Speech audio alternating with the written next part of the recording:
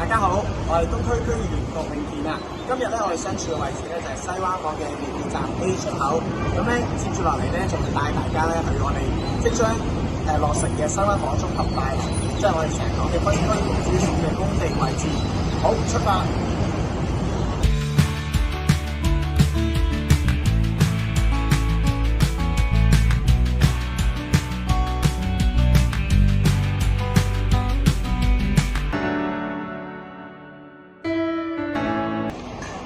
咁喺我身後呢個位置咧，呢個工地嘅位置咧，就係嚟緊西灣河綜合大樓嘅工地位置啊！咁即將咧喺呢個大樓入邊咧，就會有一所我哋分區嘅圖書館啦，同埋我哋嘅安老院舍有200個宿位㗎。